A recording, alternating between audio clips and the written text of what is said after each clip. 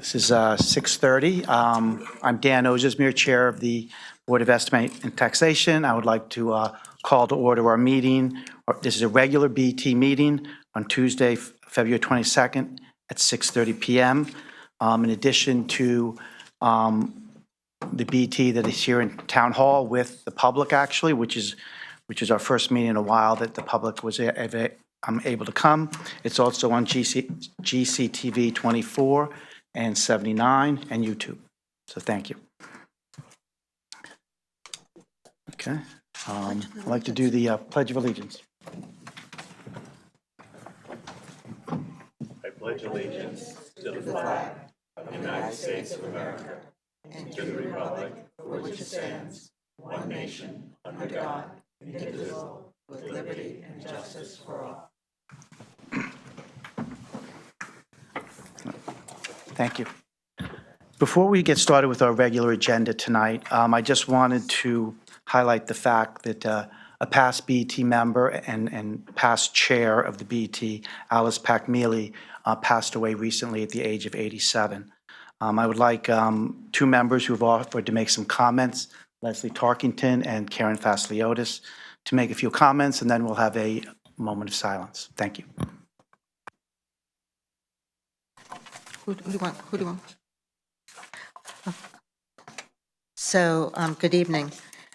We are saddened by the loss of Alice Melly on February 11.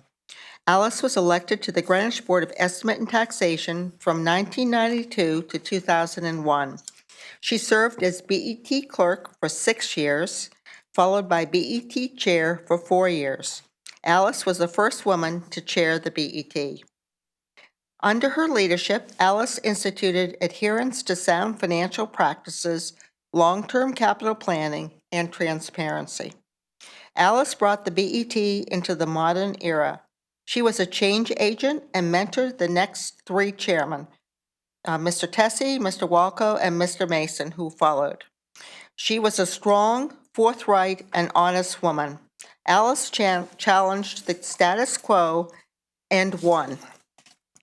We celebrate Alice Melly for her community volunteerism, leadership, and value of her contributions to the Board of Estimate and Taxation. We extend our deep sympathy to Alice Melly's family and many close friends. Thank you. Thank you, Leslie. When I learned of the passing of Alice Melly, my first reaction was that we have lost the town treasure. Alice was the poster child for volunteerism in our town.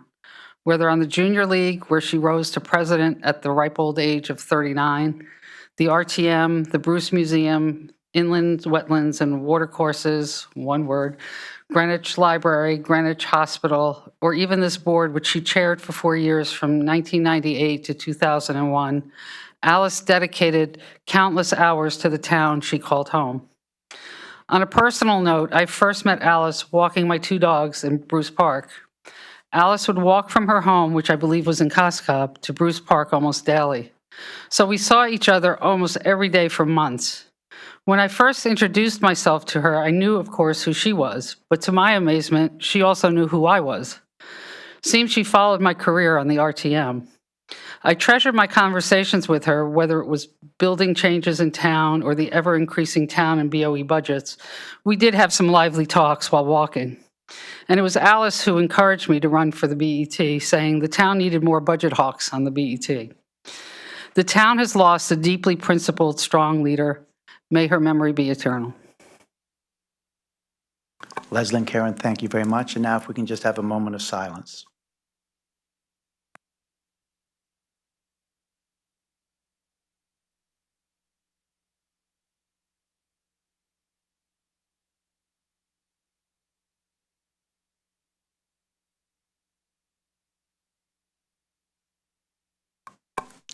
Thank you all very much. I'd like to take us to item 2, requests for budget adjustments. We have 4 non-routine applications, and we'll go through those in order. And we also have a routine application, which due to a request to change will become a non-routine application. The first item is PR1, Parks and Rec. That's a release of conditions for the field master plan design in the amount of $150,000. And that item was previously addressed by the Budget Committee. So can I ask the Chair to discuss it? Thank you. Yes, thank you, Mr. Chairman. This is for Parks and Rec, $150,000 are release of conditions. Mr. Levitin requested the release of conditions on $150,000 to continue work on the field master plan. He indicated that the key findings sought by the Budget Committee had been presented during Parks and Rec's budget departmental review.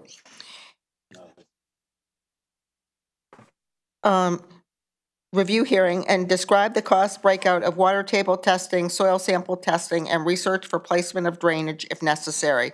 The initial parks selected include Upper Havemeyer, Moretti, Central Middle School, Sport Field, Binney Sport Field, and Eastern Greenwich Civic Center. A professional services RFP will be included in this phase. The project's landscape architect consultant, Mr. Chemlowski, commented on the completion of the design phase and that would provide a baseline for each site and would allow prioritization based on findings. This item to release conditions on the $150,000 was voted 4-0-0. Thank you. Discussion?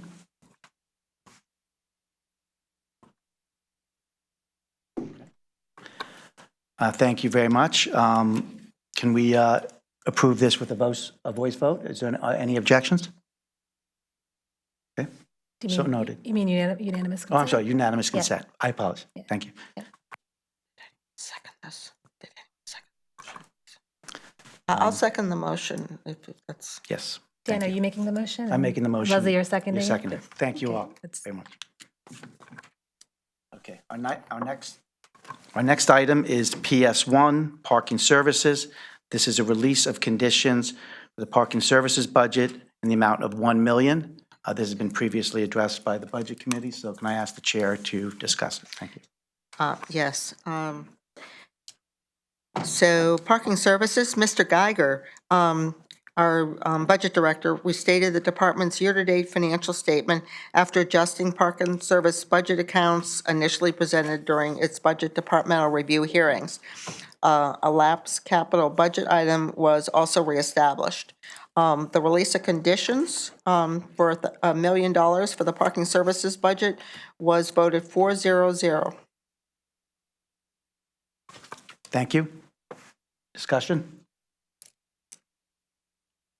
Okay. I'll make a motion that we approve the release of conditions. Is there a second? I'll second the motion. Can we approve this by unanimous consent? Yep. Yes. Okay. Are there any objections? Thank you. Thank you. The third item is PW2, Public Works. This is an additional appropriation for Eastern Greenwich Civic Center. This is an interim appropriation in the amount of $4,040,000. This item was previously reviewed by the Budget Committee, so can we get a report? Thank you. Right.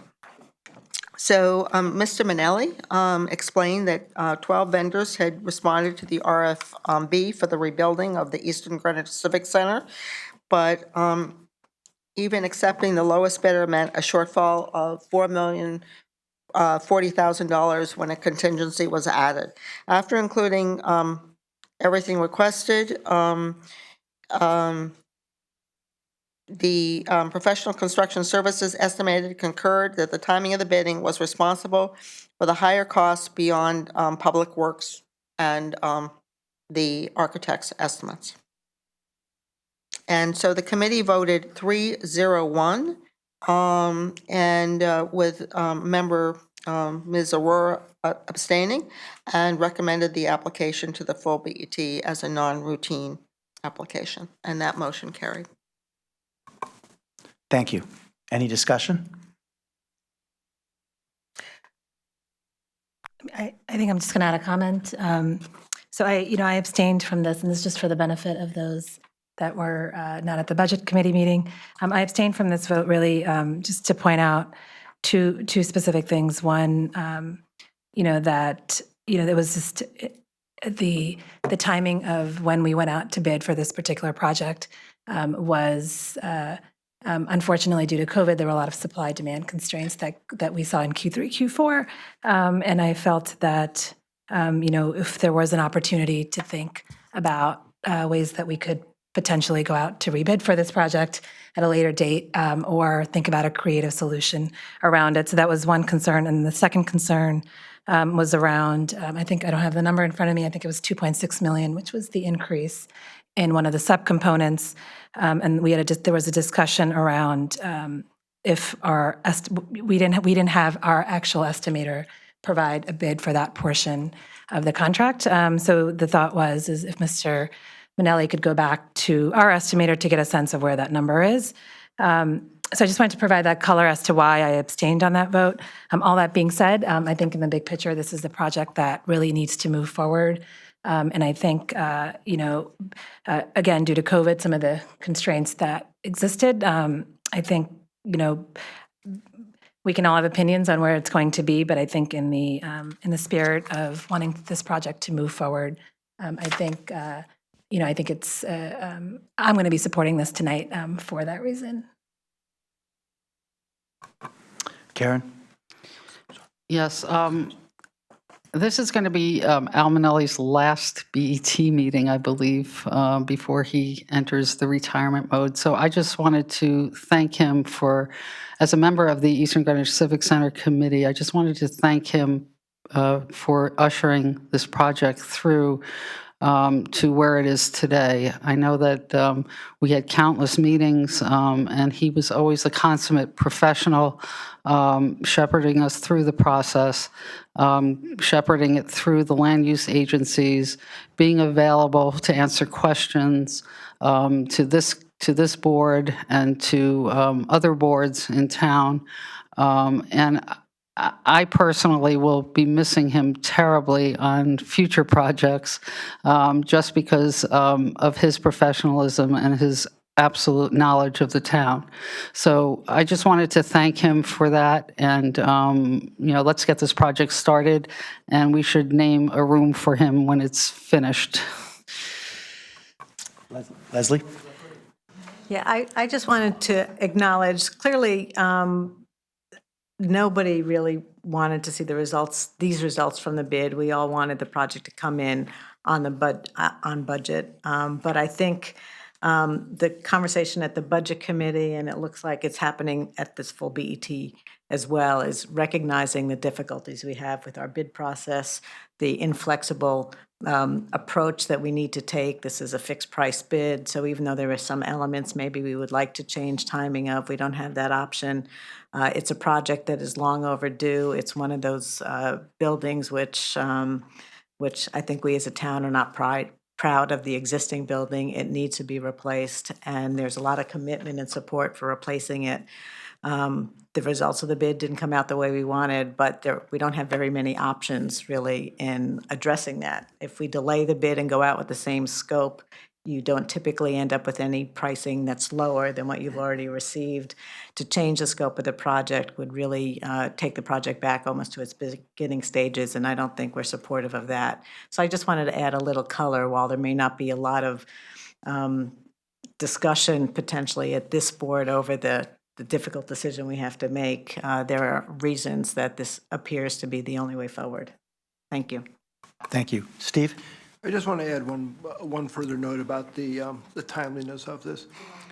Is my mic on? Yes. Years ago, I was co-president of the old Greenwich Riverside Community Center back in the late 90s, and even at that time, there was talk that the building needed to be replaced. It wasn't really fulfilling the needs of the citizens, and you could see it. The roof leaked. It was inadequate in terms of size, and it was really not a facility, as Leslie Moriarty has said, that the township was proud of. So I am very pleased to be able to join the support for this because it's long overdue, and I can only hope that we get this project finished as promptly as the plans call for. Thank you. Any other comments? Okay, I'll just mention one other thing. Again, I want to thank Al Manelli as well. And if anybody wants to name a room after Al Manelli, I think you just have to contact Mr. Camillo and Joe Siciliano, and I'm sure they would be happy to accept a check from you so that you can name a room after Mr. Manelli. And although we were pleased to know that we do have $5 million of private money for this, I do believe there will be future opportunities for other residents that, would like to do some naming there as well to help offset the increased cost of $4 million. So thank you all very much, and thank you, Al. Any other comments? Okay, I've made the motion. Leslie Tarkington has seconded. Can we approve this with unanimous consent, or would we like to do a voice vote? Can we do a voice vote? It's $4 million. I think Absolutely. Thank you. it's probably appropriate. Okay. Nisha? Yep, I'll just go down. Miriam? Yes. Stephen? Yes. Yes. Bill? Yes. Jeff? Leslie? Yes. Leslie Tarkington? Yes. Yes. Yes. Yes. Yes. Yes. Yes. And I'm a yes. So it's 12-0-0.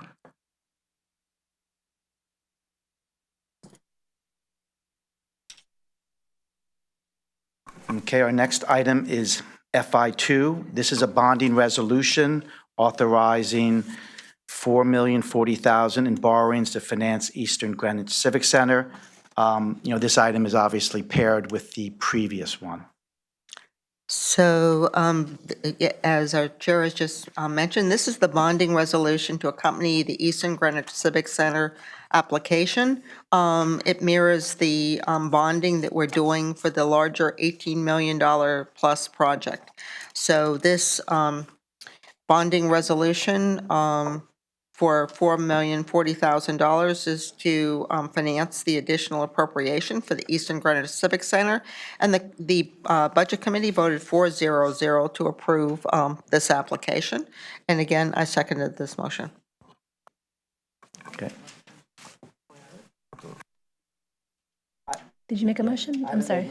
I haven't made a motion. Can I get a motion on this? I'll make the motion. Okay. Second? Second? Yeah, perfect. Okay. Moriarty made the motion and Tarkington seconded. Discussion.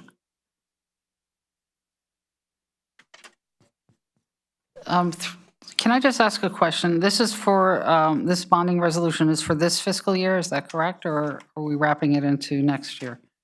I'm not, So do you want me to answer? Or Mr. Menarski, would you like to answer? It's in the heading, it's for 21-22. It's for this fiscal year. This is, if I may, Yes.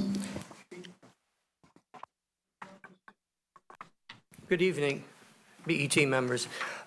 This is, normally when you have an appropriation that's out of sequence, an interim appropriation, you need a funding source. If they're smaller, we usually appropriate them out of the capital non-recurring. This is a larger one, and it's already been authorized previously for $18 million, I think around $677. This is an interim for the current year. We've already borrowed the first tranche of money, $12,220,000 in January. So to answer your question, this is the funding source for the appropriation. It's for the current year.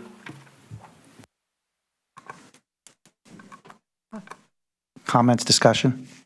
But Mr. Menarski, you only borrow as you expect to have to pay the bills. So the borrowing on this piece might occur some years out. But in order to do this bonding resolution at all, we have to do it with the appropriation for this item. Is that correct? That's correct, yes. That's a good point. As I said, the first tranche, the bands were January this year for $12,220. If the project moves along smoothly, it probably will be borrowed into the January after in the second tranche. So that's a good point, asking that question. Thank you. Any further discussion? I guess we'll take a voice vote on this, or should we? Yeah, I think we should take a voice Because vote, the yeah. charter requires 7 affirmative votes, Yes. you probably should take a roll call Great. vote. All right, thank you. I'll start on this side. Laura? Yes. Karen? yes. Yes. I'm a yes. Dan? Yes. Yes. Yes. Yes. Yes. Yes. Yes. It's 12-0-0. Okay. I'd just like to add, Jeff mentioned that you need 12 affirmative votes, and that's because this is a debt issue. Oh, I'm sorry, 7 affirmative votes, yes, because it's a debt issue. Thank you. So, Mr. Chair, I'd like to move that the item BA1, the Board of Assessment Appeals for an amount of $3,500 for an additional appropriation for temporary salaries be moved from routine applications to non-routine applications as the applicant has asked for an additional $1,000. Do we have a second? I'll second. Okay, we're already seconds. Discussion? Okay, so if there's no, is there any objections to doing a unanimous consent on this? Leslie, do you want to explain the reason for the additional the 1,000? No, this is just a motion to Yeah. move it from routine applications to Oh, I'm non-routine. sorry. And then Okay. I'll make an additional motion. Okay. Okay. Any objections to moving it to non-routine? Hearing none, that passes. Ms. Tarkington? So the chairman of the Board of Assessment Appeals has indicated that because this is a revaluation year, more funds are needed for temporary salaries than had been budgeted. It was just budgeted like a regular year since this was originally not to be a revaluation year. The number of appeals has now come in, and they expect it to be around 650. I don't think that number's quite yet confirmed. It takes still a couple more days. Today was the last day. And this is the additional funds that he thinks, based on this number, will be needed to, to pay the additional temporary help for this larger number of applications. And so I move this increase. Is there a second? I'll second it. Thank you. Motion by Tarkington, seconded by Moriarty. Discussion.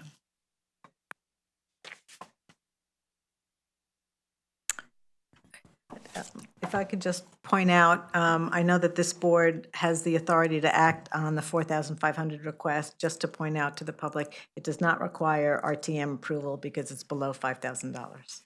Thank you for the clarification. Any other discussion? I had a question. I'm not quite sure who can answer it. I'm not if the assessor's able to answer it from her general familiarity with what's happening. I didn't follow in the presentation how they arrived at the number of staff days that were required. I thought that the work they did on the left-hand side of the page, calculating how much of their input, the board's input, I thought that was fairly thoughtful, and I appreciated getting that. Then it looked to me as if they were going to be working for 29.9 days between them. I don't know how much staff support that produced, but I was seeing here, it looked to me on the staff side that I had 2 people each working for 12 days, even if they separated themselves, so that they were working on different days, that showed staff support for 24 days. Maybe I was misunderstanding what they were showing, but I didn't understand exactly how they arrived at it. The dollar sums we're talking about are very small, and so I really have no basis on which to object. I did look back, as did others, at what we've done in prior years, including prior revaluation years, and the numbers are all over the place. In some years, we've spent a lot more, in some years, we've spent a lot less, so I didn't get any guidance from that. I'm certainly happy to vote in favor of the additional $1,000 because, again, the sums are so small. Again, I just didn't understand the calculation that was presented to us, particularly on the number of staff days they were going to require. I don't know if the assessor is able. Okay, well, I'll tell you what. Let's not belabor the point any further. It's a very small sum, and I'll vote in favor of this item. Thank you. Thank you, Jeff. So again, I made a motion to amend our now non-routine application from $3,500 to $4,500, an increase of $1,000. And Was that a more, you seconded that. That was to amend it, and then we're going to have to approve it as amended. Do we need, oh, so we need an amendment because it's on the agenda at a different amount. We did. I will second that. Any more discussion? We're voting on the amendment now, right? Correct. Yes. Can we, any objections to the amendment? Okay, so we're accepting that with unanimous consent. Thank you. Can I get a motion on the amended item? So moved. Second. Okay.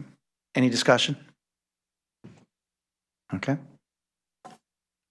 Any objections to unanimous consent? Thank you. That is approved.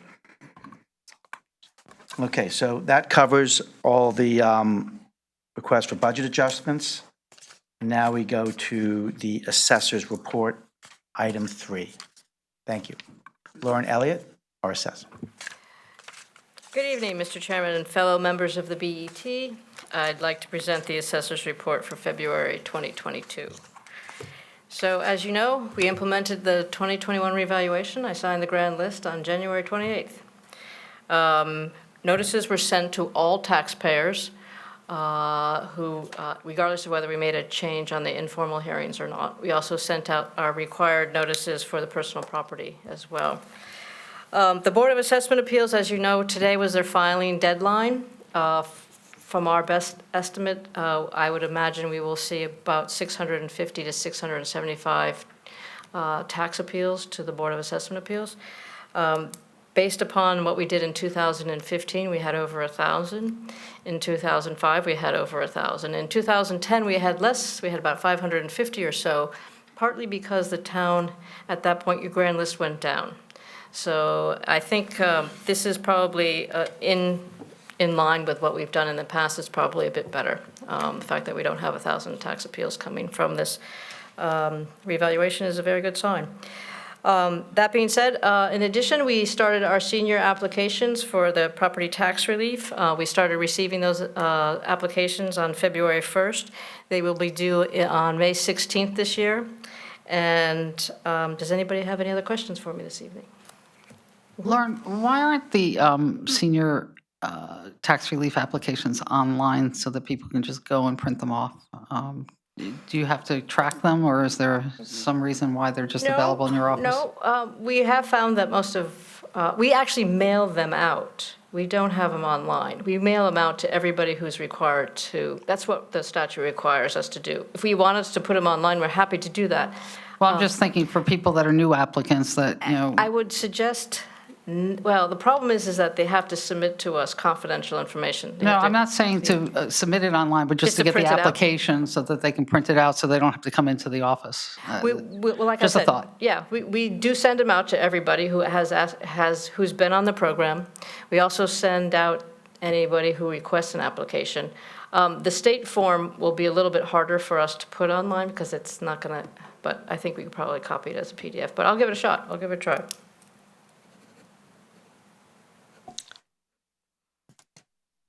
So I just want to compliment you on, and your staff, the whole department, in terms of getting this revaluation done without the extension, especially since it included the physical as well as the regular reval, and especially pointing out that in the last 4 revals that we're aware of, 2005, 2010, 2015, all use the additional 30 days. So, you know, I compliment you on that. So I'd like to move that we accept the assessor's report, if there's no more comments.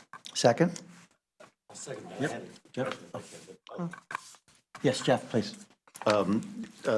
Your assessor's report attaches a copy of the summary of the grand list. Could I ask you to just refer to that for a second? Sure. You're showing a figure for the real estate exemptions. Those are the senior exemptions, are they? And, No. and fire, or which are those? No, okay, so under the grand list, the 12 million Yes. figure, most of those, majority of those are veterans exemptions. Okay. There's also some other exemptions that we give out for blind, disabled. However, the majority of this figure right here is Where are you showing the senior tax relief? Where did I miss it? senior tax relief doesn't come out of here because it's a credit. It's not an exemption, it's a credit. You are showing the expected adjustments of $220 million on the BAA net adjustments. At the time that you prepared this, you were expecting to receive about 1,000 appeals? Probably more, because I think when we originally did this, we had no idea how, we were just beginning the informal hearing process, so we really didn't know how many informal hearings we're going to get, So now that you're projecting about 650 appeals, and did I understand from you that among those appeals are people who are appealing their I&E penalties, which by statute are There's- actually not right. appealable? Right. So you think probably the actual number of appeals are going to be less than about 650? I would imagine that there will be, first of all, the Board of Assessment Appeals has the right not to hear commercial properties over $1 million, and I believe that they will be using that in, on a fair amount of the larger commercial properties. That being said, there's also, from what I understand, I haven't gotten my arms around all of it, there's some appeals based upon the penalty that we have to apply for the income and expense penalty. That is, we do not have this local ordinance to waive that, nor does the Board of Assessment Appeals have the authority to do anything with that either. So I believe that we could easily be down to about 600 appeals or 50 appeals. So in light of all that, if you were to project what you're, just because we're in budget time now, and one of the considerations for our budget people is going to be when they're setting mill rates and the like, what are the expected BAA adjustments? Would you be now projecting less than $220 million worth of adjustments from the BAA? I don't know. It's a new board. I honestly don't know, but I would imagine it would not exceed what we had back in 2015, was about 162 million or 170 some. But that being said, and caveat to all this, it's a new board with a new chairman. I would imagine that we would not see that much reduction in your grand list, but like I said, I honestly can't. Okay, just something for the budget committee to Yep. think about. I would imagine that you probably could reduce it a bit. Okay, thank you. I have nothing else. Any other questions or comments? I'll just mention something. I mean, Lauren and her team, obviously did an incredible job. This is the biggest source of revenue by far for the town, and it's really critical that this is done well and professionally, and we're very lucky to have Lauren. The other thing I just want to throw out is at the budget hearings, Lauren, as she does every year, does a great presentation on the grand list. And as most residents or property owners, I'm sure it's something that they're all quite interested in. So if you're interested in more detail about how different parts of the town were assessed in terms, because clearly some communities were flat, some were up significantly, others were down slightly. So there's a lot of great information there. So if anyone's interested, please take a look at that. Thank you. Thank you. Can we accept this report? I think I already moved and Jeff seconded. Okay. Any objections? Okay, so that's accepted with unanimous consent. Thank you. Item four, the controller's report. Pete Minarski? Thank you. Good evening again. I want to start out by telling you that the purpose of the controller's report is to bring you all aware of certain projects and topics we're working on each month. And I've been doing this for 18 years, and I have to apologize to Roland and his assistant Agnes, because I left out the most important part, the budget process, and that includes the budget committee. As you all know, Roland and Agnes spend a tremendous amount of time gathering information before the budget starts. They help the first selectman put the budget together. They sit in the all-day meetings. Whenever you have requests, they get you the information almost the next day or the day after. So I will put it back in March. I don't know how I forgot that, because it's basically, we've been overwhelmed for the last 2 months in that area. One other update is, You're all familiar with the term Munis, software, the financial application. I just found out on Friday that Munis no longer exists as a name. They've changed it to Enterprise ERP, and it's redundant that it's Enterprise Resource Planning. So just like the annual financial report that we called for years a different name, it's going to be tough to not call Munis anymore. So Munis is referenced in this report going forward. I think I'm going to leave it in. So other than that, I'll take any questions on any of the topics in the controller's report. The new name is ERP? ERP, acronym, Enterprise Resource Planning is an acronym in the industry. It describes a financial application. It's integrated. In the case of Munis, which I'm going to continue to call it, it takes like the budget module, the general ledger module, the accounts payable with the Tyler content management we're updating.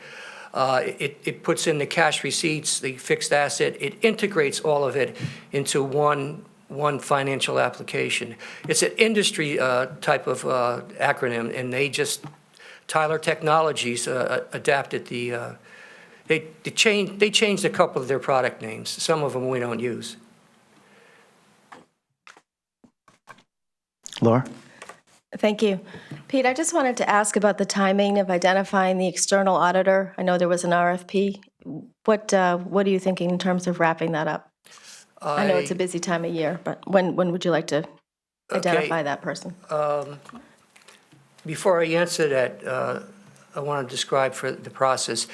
For the newer members, we bid out, we have 5-year contracts for the auditors, just like we do for Newberger Berman with the retirement, the actuary, et cetera. Their contract ends June 30th, and I issued an RFP in December. It was due at the end of January. Just like the last time 5 years ago, I only got 2 responses. The 2 responses, one was from the incumbent, and the second was from another firm. I can't, for the process, I have to keep the names quiet. However, the BET Audit Committee is tasked with making a representation to the Budget Committee, and then the BET hires the outside auditors, just like you do with CLA, formerly Bloom Shapiro. Unfortunately, the other bidder, not the incumbent, came in a couple $100,000 higher in its bid. And I actually contacted purchasing and asked if I can contact them because of the disparity in the bids. They said it was okay, and I've actually been in contact with the partner and asked him, number one, was this a mistake? He said, I can't tell you what the other one bid until the process is over, but you're hundreds of thousands of dollars higher. I said, I spoke for the BET Audit Committee. I said, they're not going to want to go through an interview process, and they're definitely not going to hire you because they wouldn't be able to explain the rationale. So and I'll get to the question, the answer to the question. So I'm waiting for a best and final offer from the RFP because unlike the competitive bidding, you can negotiate RFPs. When they get back to me, it'll go to the March 9th, I think is the Audit Committee meeting. If they're unresponsive and not changing their quotes, I'm going to recommend to the Audit Committee that they hire the incumbent. I've explained this to the partner. And then the process will be, they will recommend, and then the BET will vote on this a month from now. Now, it's also pending finalization of the contract, just like we did with the OPEB Vanguard contract. So if not next month, then certainly in April. Contract runs through June 30th, so we've got March, April, and May to play with. Thank you. Any other questions, comments? Peter, I do have one question. I think recently there have been some changes in how the OPEB trust fund is managed. I don't know if you can just maybe briefly discuss that. I can discuss that. There's a couple of balls up in the air here. The OPEB trust, fund was created. It was a reserve fund. It was a special revenue fund in the financial report. It became a trust fund in January 1st of 2008, went through the BET and the RTM. It formerly was run by former BET members, and then when it became a trust, it peeled off the 3 members one by one, and we had, in the last, since 2008, we've had a total of 4 OPEB trust members. One resigned last summer. One moved away last summer to Boston. We're down to 2. One quit in January because we went to the outsourced services of Vanguard. Currently, the OPEB board doesn't exist because it can't assemble a quorum. Now, going to your question about Vanguard, we decided to hold them responsible for February 1 going forward. That's the area, okay. So everything that was up, as far as the performance up through January 31st is we own internally. They're responsible for February 1st through going forward. So we don't have anything to report until the month of March. Unfortunately, they've got the bad luck of a tremendous downturn in asset performance. So we won't get their first report until March, but we still have the issue of what are we going to do with the old OPEB trust board. I think, again, I don't want to speak for the BET, but it looks like it's going to be the responsibility of the BET IAC. But right now, Vanguard is only responsible for February 1st going forward. And we haven't gotten their first report. We've also, this came up in the Budget Committee, we still have the Bloomberg terminal active, and my treasurer, Natasha, is going to keep an eye on them, and she is going to run parallel reports and cross-reference the two and make sure they're accurate. So that's where we are with the Vanguard group. Thank you. Any other questions or comments? Can I get a motion to accept? So I control move report? that we accept the controller's report. I'll Second. second that. Thank you. Any objections? Okay, I think that's accepted by unanimous consent. Thank you. Item 5, the treasurer's report. I'll take any questions on the treasurer's report.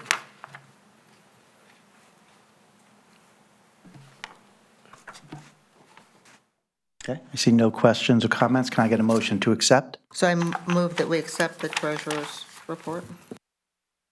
I'll second. Tarkington motion, Moriarty second.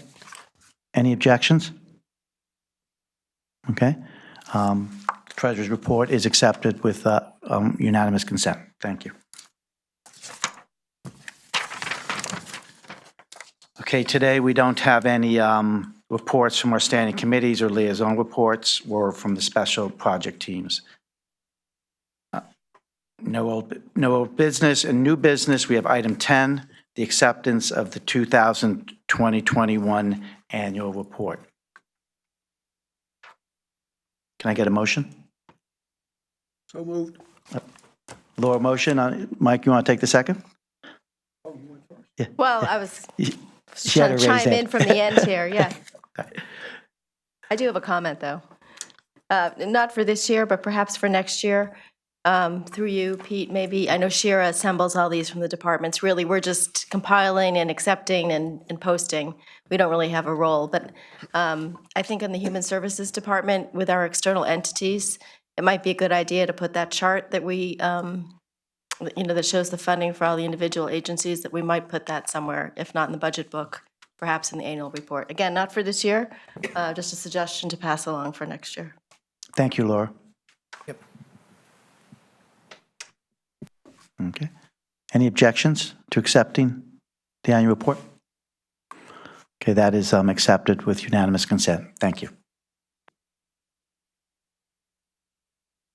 Item 11 is the approval of the minutes from January 18th regular meeting. I believe those have been distributed a couple of times. Are there any comments that have not been previously made? In the last page, under chair's report, missing an apostrophe after the R before the S. Okay. Thank you. Lawyers. She didn't, we couldn't hear Steve for the minutes.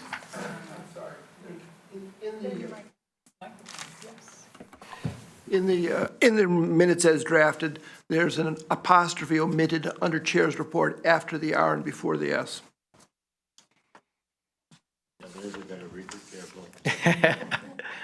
Okay. So with that, oh, sorry. Laura? Sorry, just a Scrivener issue. On the same section, Chair's report, the last line, ESSER funding, I believe should be all capitalized. It's an acronym. Okay. Thank you. So with those two Scrivener's corrections, can I get a motion to accept or approve the minutes? So Steve motion, Tarkington second. Any objections? Thank you, Steve. Thank you, Laura. That's approved with unanimous consent.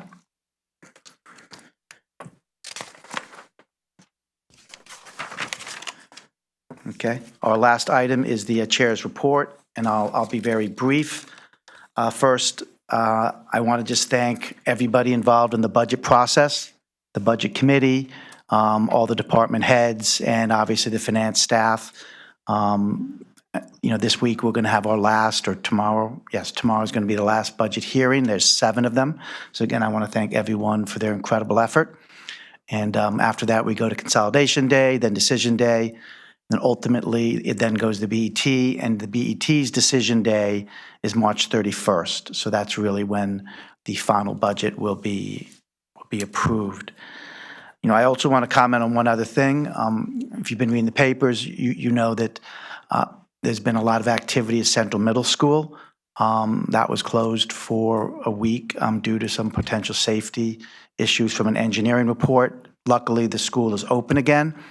But, we have been informed that the Board of Ed does expect to make some interim requests this week, which would then require the BET to meet in specials in a special session or special meeting on Monday for the Budget Committee and on Tuesday for the BET to make sure that it would anything would get in front of the RTM. So I just want to thank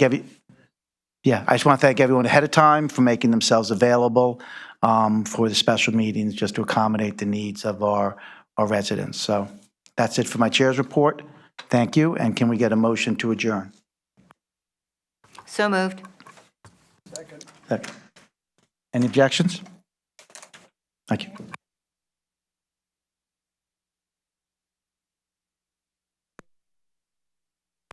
And that's adjourned at 7:18. Thank you.